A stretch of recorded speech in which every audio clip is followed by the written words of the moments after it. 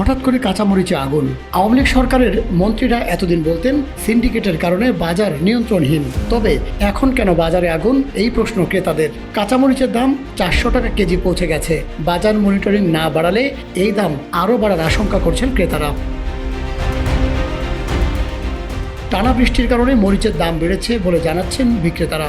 সোমবার খুচরা বাজারে সর্বোচ্চ 400 টাকা কেজি দরে মরিচ বিক্রি হয়েছে।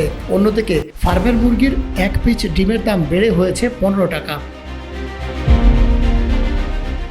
শুধু মরিচ আর ডিম নয়, বাজারে অন্যান্য সবজির দামেও আগুন।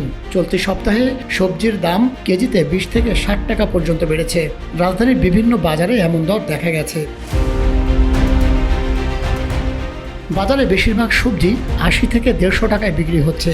এক সপ্তাহ আগে বরবটি কেনা যেত 80 থেকে 120 টাকা কেজি দরে, এখন প্রতি কেজি বিক্রি হচ্ছে 140 থেকে 150 টাকায়। বেগুনের দাম কেজিতে 60 টাকা পর্যন্ত বেড়েছে। টমেটো, পটল, ঝিঙা, চিচিঙ্গা, ধুন্দল, করল্লা, ঢেঁড়স, লাউ সহ প্রায় সব ধরনের সবজির দাম বাড়তি। বাজারে ফার্মের মুরগির বাদামি ডিম এখন চড়া। 1 ডজন বাদামি ডিম বিক্রি হচ্ছে 170 থেকে 175 টাকা দরে। পাড়া মহল্লায় এই দাম 180 টাকা বা তার চেয়েও বেশি। সেই হিসেবে প্রতি পিস ডিমের দাম পড়ছে 15 টাকা করে। ফার্মের মুরগির সাদা ডিমের দামও একই রকম। বাজারে ব্রয়লার মুরগির দাম কেজি 200 থেকে 210 টাকা। সোনালী মুরগি কেজি বিক্রি হচ্ছে 260 থেকে 280 টাকা দরে।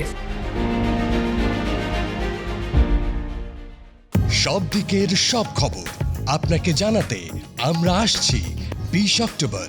আজই আপনার হকারকে বলুন। দৈনিক রূপালী বাংলাদেশ, মুক্ত চিন্তার দুরন্ত প্রকাশ।